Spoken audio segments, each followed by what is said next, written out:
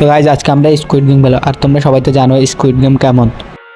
তো গাইজ দেখা যাক আমাদের প্রথম ম্যাচ কি পড়ে। গাইজ আমাদের গ্লাস ব্রিজ পড়ে গেছে, আর যারা স্কুইড গেম দেখছো তারা অবশ্যই জানো গ্লাস ব্রিজ কেমন।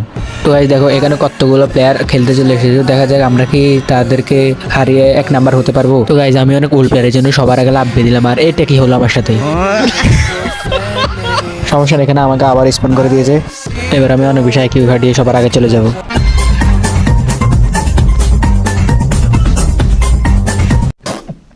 তো আমি শত বুদ্ধি এবং আইকিউ ঘাটিয়ে শেষ প্রান্তে চলে এসেছি। এখন আমি লাভ দিব না, কারণ আমি লাভ দিলে আমি ম্যাচটা হেরে যাব। তো একটা ভালো এনিমি আমার জন্য স্যাক্রিফাইস করে দিয়েছে, আর আমি ফার্স্ট হয়ে গেছি গাইস। এবার আমাদের নেক্সট রাউন্ড শুরু হয়ে যাবে, আর দেখা যাক নেক্সট রাউন্ডে কী দেয়। তো শর্ত বছর ওয়েট করার পর আমাদের red line and green light দিয়ে দেয়, আর তোমরা তো জানো এটি কত মজাদার। শত ঘন্টা ওয়েট করার পর আমাদের রাউন্ডটি শুরু হয়ে গেল।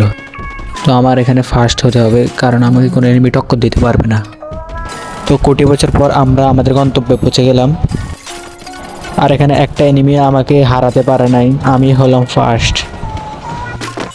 তো এটা হচ্ছে আমাদের ফাইনাল ম্যাচ। এটি অনেক কঠিন কিন্তু অনেক বিনোদনও আছে এই ম্যাচের ভিতরে।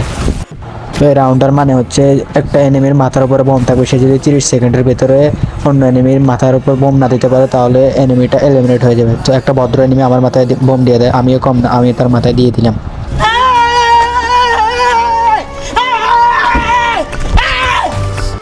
তো 2 ভদ্র এনিমি মারামারির পর একটা এনিমি সোজা লবিতে গিয়ে পৌঁছে যায়।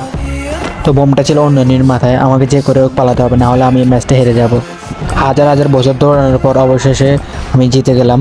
এই ভিডিওটা ভালো লাগলে লাইক অ্যান্ড সাবস্ক্রাইব করে, আর তোমরা কমেন্টে তোমাদের চ্যালেঞ্জগুলো আমি কমপ্লিট করার চেষ্টা করব।